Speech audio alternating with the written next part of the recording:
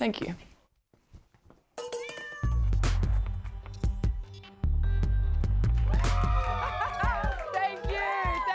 Thank you. For our final episode of this season, we thought we'd come to you live tonight. Yes, big show, huge show. So for our season finale tonight, we will explain the Middle East, fix border security, and put down some animals. But just when you thought Donald Trump's posts last week were as outlandish as it could get, this week he's picked a fight with the big kahuna in Rome. Trump called Pope Leo weak on crime and posted AI-generated religious imagery of himself, surprising no one, except maybe the MAGA Christians. But while global politics continues to spiral, HBO has asked an even more important question. What if things got worse for women? That's right, Euphoria is back. After more than 4 years off air, season 3 has finally dropped. And the reviews are rough. The Guardian called it grubby, desperate, and absolutely not worth the wait, and said a show once known for being blackly funny is now basically humorless torture porn. Yeah. Euphoria used to be a provocative portrait of teen chaos heavily centred around addiction, but now everyone's out of school and apparently deep in drug trafficking or sex work. At this point, it's less of a coincidence and more of a theme, when Jacob Elordi keeps appearing in stories where women are literally being leashed. You have to ask, is Hollywood critiquing this misogyny or fetishizing it? Series creator Sam Levinson has faced backlash online for some of the choices he's made for female characters. So we imagine his writer's room looks a little bit like this. Wait, Cassie's doing what? It's about vulnerability. In a baby outfit? It's about performance.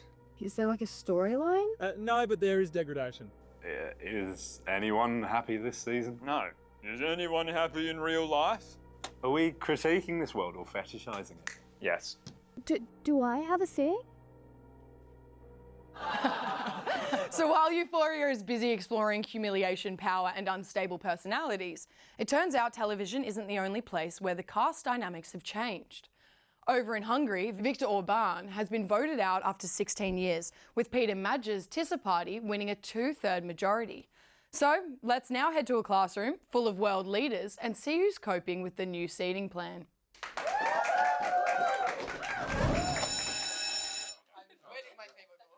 Welcome, my children. Today we are discussing the path to peace. 1 second. We're gonna have a big, beautiful blockade and any ship trying to go in and out the Strait of Hormuz. You were saying? I was saying that threatening to destroy an entire civilization is unacceptable. That's fake news. You're wrong, Father. I think you're weak on crime. Excuse me. You heard me. You're catering to the radical left. I like John Paul more. He's a great guy. I get along with him very well. I'm going to the principal. And Germany, put that calculator away. 108 billion. God help us. Mate. He started it. He's a nasty guy. Could we talk about the drone strikes? Just a little sprig offensive. Russia, I swear to God. Hush now. These were always mine. Hello, guys. Is anyone... Hold on. Israel texted me. Oh, wait. No, it's Melania. I have an idea. I think Lebanon should be included in the ceasefire. Also, I had a ship strail through the strait, so actually... France. No one asked. But I have a perspective. We do not want the perspective. Yes, we're okay without the perspective. Naughty corner for you, mate. Absolutely not. Entschuldigen, do we need to ask twice? I would like to share something with the class. Go on. 650 billion euros will be spent on our military over the next 5 years. Right. I want to have the strongest military in Europe, like they suggested. Oh, not again. Should we be concerned? I was concerned since the calculator. Third time's a charm for you, Germany. You need to leave. Sorry, just trying to lift the mood a little bit. Yeah, third time. Hi, is this the World Leaders class? Well, who's this handsome devil? I'm the new Prime Minister of Hungary. Good. You may sit. We don't bite unless you have croissants. Yeah. I wonder what's taking the Pope so long. He's a nasty guy. No one liked him. We call him the weakest Pope of the year. There's only one Pope, yes? I would like to return to the bombing situation. Can you not see there are more pressing concerns right now? I thought North Korea was gonna be in this class of this. Yeah, they are the behaving ones for once. Fake news. They're radical lefties. Kim Wokun, they call him now. And his daughter's pretty, very pretty. I wonder where she'd get that from. Well, surely she cannot be worse. You know my Baron, handsome guy, smart guy, top of his class. The girls are lining up for him. Well, maybe I should consider see if Rocket Girl and him can hit it out. She is 13. Can we focus on the oil crisis? Scheisse. Yeah, can we? Does anyone actually know what is happening in Iran? Well, peace talks collapsed in Islamabad. Because Iran was acting in bad faith. Iran says you were acting in bad faith. Fake news. I think both of them are acting in bad faith. Faith, look at me. I am the chosen one. Actually, we had a ship sail through the strait, so... Why is France in the... Never mind. In a world where global diplomacy functions like a Year 9 classroom with nuclear capabilities and veto power, who's to say the coalition can't be in government? And Angus Taylor's proposed social media visa screenings won't actually be implemented. Agent Jimmy has been tasked with vetting applicants to the extreme.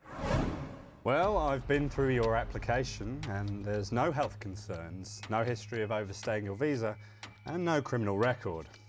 But I have found evidence to suggest that you're a danger to the Australian way of life. What evidence are you talking about? Aha.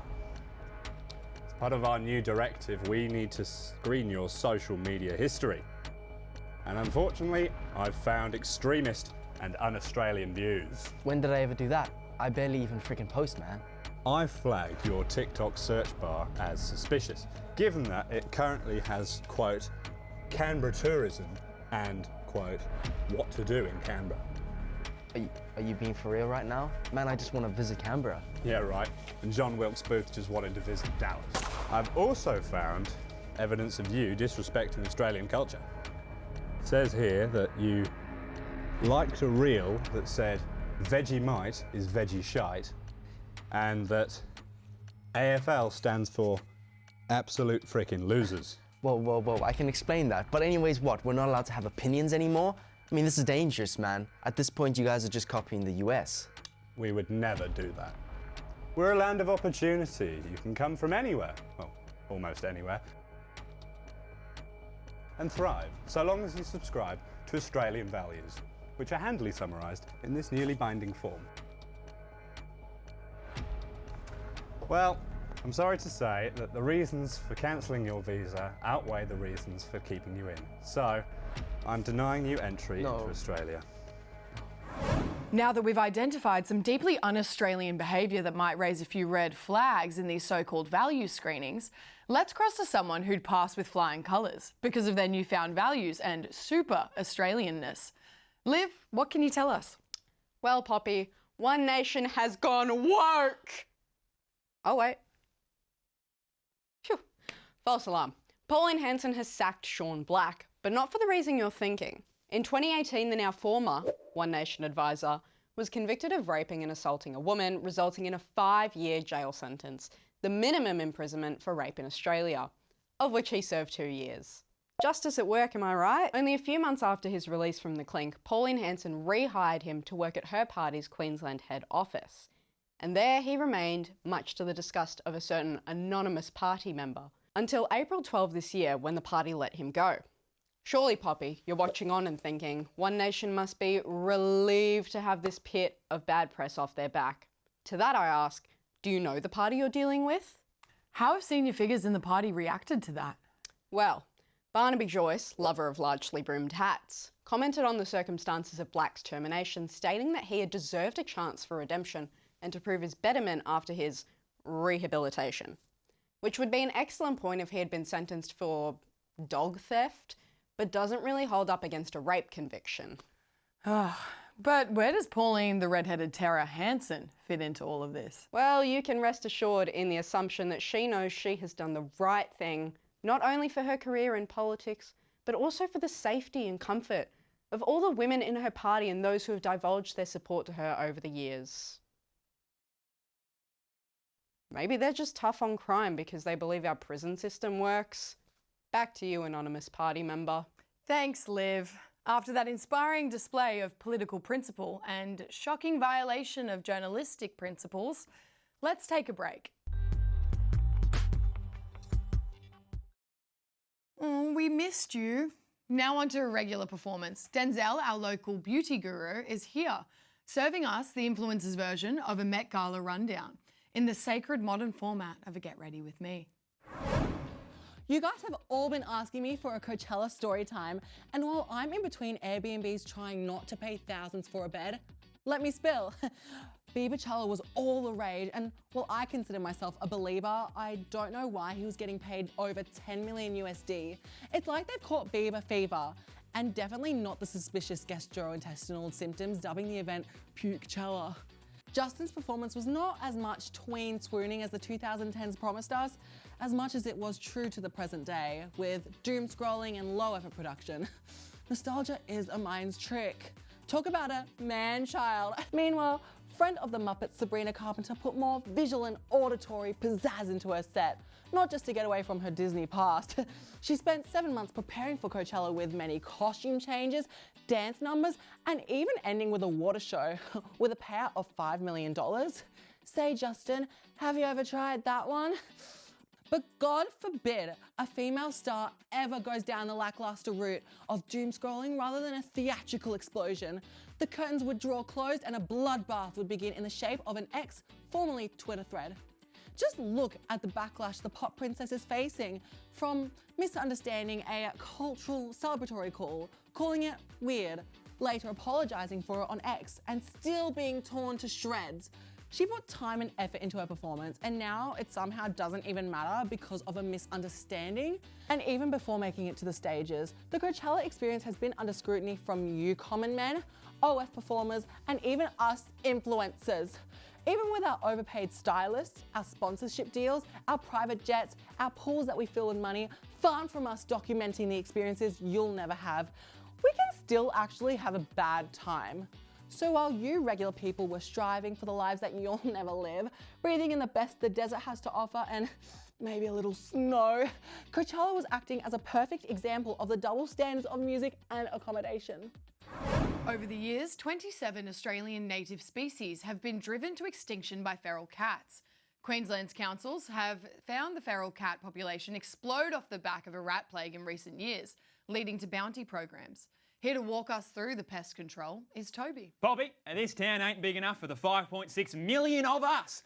I'm here to call for a full offensive against these infectious criminals. Just to clarify, an offensive against cats? Yeah, no. See, cats were released by settlers into the wild to manage the pests that settlers had released even earlier. Predictably, this had terrible consequences for the native wildlife. Yes, and the government estimates the feral cats kill over 1.5 billion native animals every year. Correct. Yeah. So what does that system actually look like? Well, the scheme was introduced in August by the Richmond Shire Council, and 6,000 cats were killed by November, burning through the entire $60,000 reserve.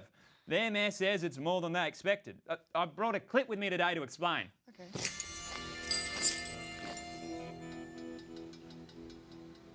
You can see here how I, a recreational hunter, spot a cat.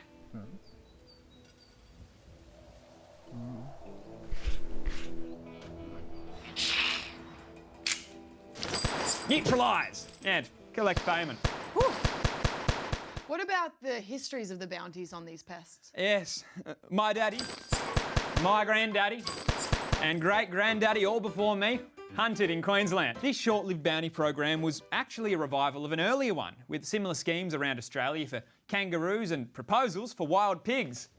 They do call pigs the cats of the outback. They definitely do not. Ah. But bounties are popular methods of pest management, but they're often ineffective. So why spend the money? Well, the mayor said that despite contrarian advice from Biosecurity Queensland, Others have bet that there have been significant decreases in the cat population. Right, but wouldn't this money be more effective for professional hunting initiatives? Struth, I'd be eligible for that too. What about me? Don't scream professional. Lots. Ah, cats. Hello to the next ecological disaster. With fuel almost running scarce, we have Mr. Official and Scotty from marketing here to drive us, walk us through the government's new $20 million campaign to help us all out. Good evening and welcome to Grown. On the 13th of April, the National Fuel Security Campaign was launched, and immediately we were met with criticisms from the press that was, quite frankly, unjust. It was unjust. We've heard some truly horrible remarks made about our beautiful security plan, specifically designed to help everyone here in Australia conserve our fuel during these trying times. Remarks like stupid and condescending. So we're here to clarify our ad campaign, which is currently under unjust amounts of fire. Roll the ad. The global fuel shortage is affecting everyone, and we all have a part to play. Your simple actions, like pumping up your tyres, can make our fuel supply go further. For more tips, visit fuelplan.gov.au, authorised by the Australian Government, Canberra. Let's start with the claims that it was stupid. Obviously, we, the government, are not to blame for the near doubling in fuel price, no. That's why we took our inspiration from the best examples of playing the no you card in advertising history, Big Petrol, who essentially hit the ground running with the idea of the carbon footprint. Remember when companies were saying it was up to us as consumers to be environmentally friendly and to manage our carbon footprint? We took a page out of their book, which manifests itself in the very contention that it is up to the Australian people to do their part in managing the entirety of everyone else's fuel consumption, because of course we're able to control our entire population. What do you think, we are stupid? No, you're stupid. I agree. Look at the fuel-saving tips on our campaign website. Minimize aerodynamic drag and pump up your tires. Come on, people. You should know that removing things like removing your roof rack and pumping up your tires will improve fuel efficiency. Right, it's so obvious and intuitive that I don't even need to explain it because I just completely understand it top to bottom. I mean, yeah, I'm so fired up about this. How could the Herald Sun have possibly called our ad campaign condescending? Our Prime Minister grew up in public housing. How could anything his government ever advertises be referred to as condescending? If you want to reduce the amount of fuel you use, just reduce the amount of weight your car is carrying around. You don't need that extra umbrella in the back or that hefty toolbox in the tray, which you know nothing about. Better yet, since everyone seems to want their cars all to themselves, why not just put the toolbox to use and remove all your passenger seats? Shed some weight. You're all commoners with rough hands, so I'm sure you know your way around a torque screw. While you're at it, I'm sure none of you have figured this one out. This is funny. Listen to me. Just use public transport. Every single place in Victoria, it doesn't matter where you are, has public transport. I'm pretty sure. Well, yeah, you're pretty much right. So there you have it. The conclusion is pretty clear. They just don't use your car. No, you drive the tram. It's not that hard, surely. What do you mean drive the cab? Pull a lever. No. Finally, the fuel crisis is solved for the 6th time this season. The public transport system is apparently perfect, and all that's left for you to do is to physically dismantle your own car.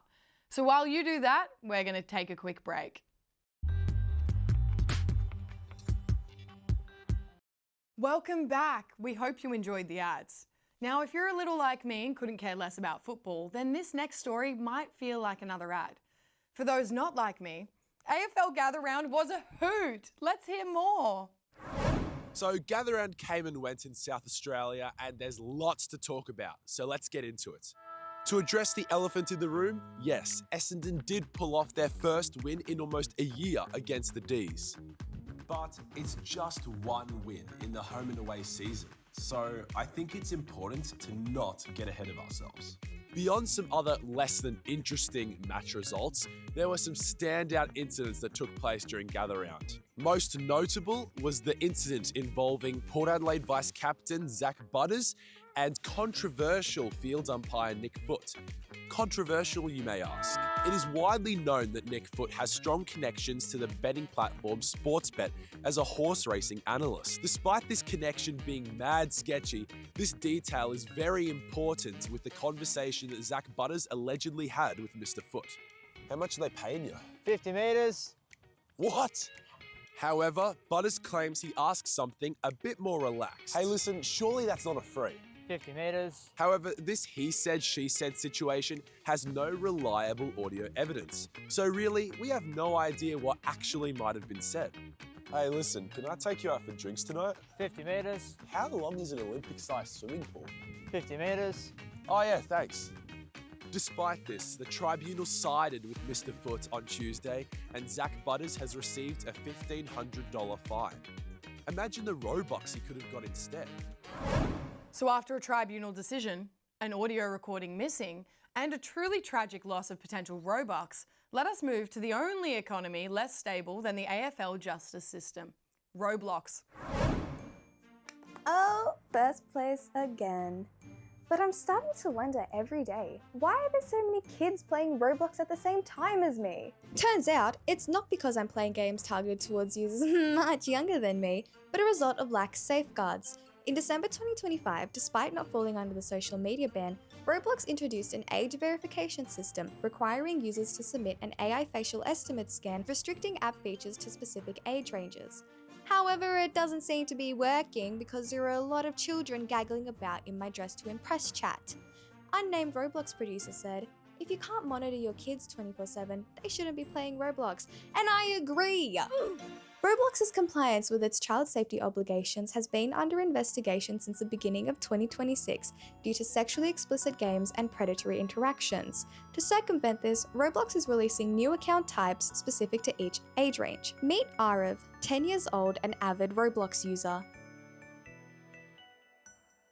Did you know Roblox is getting banned? What? Did you do facial verification? Yes, I did. What age range did you get? I got a 9 to 12 age. So what can you not do on Roblox anymore? I can't play any 13+ games or higher. Can you use your chat box? Yes, I still can, but I can only talk to people that are in my age group.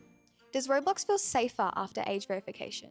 Well, I still don't think so, because adults could still find another way to access children's games.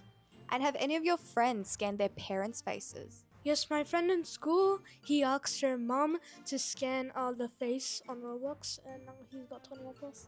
And do you think that's dangerous? Yeah, I think that's dangerous because he's still a child and he's playing around with adults. That could be dangerous. Are people your age happy about this? Well, I don't think they're pretty happy about it.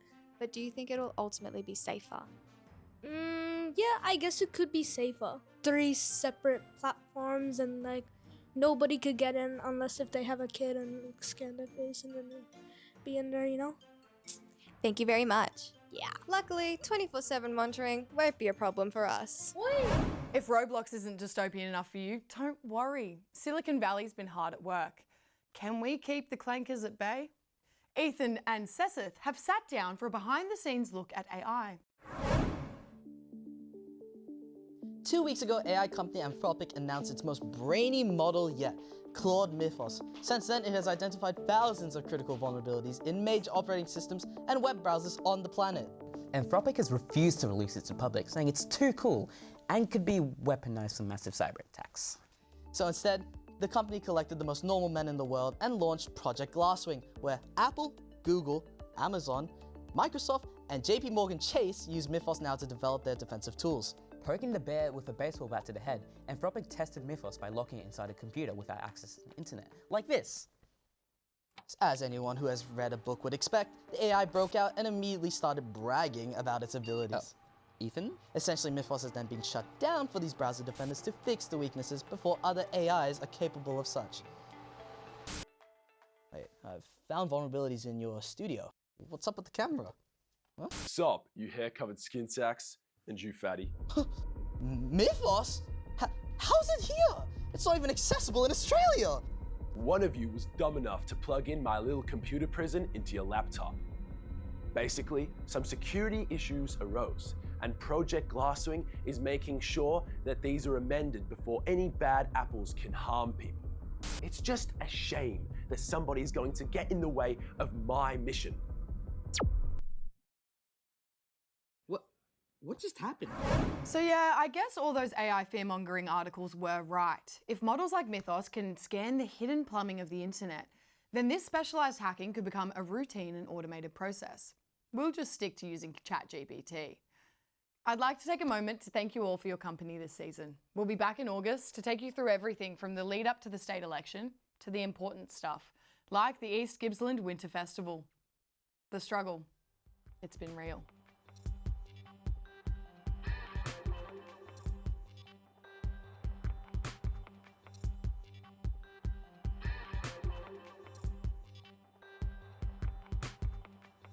I don't know what to do with myself right now. I'm so sorry.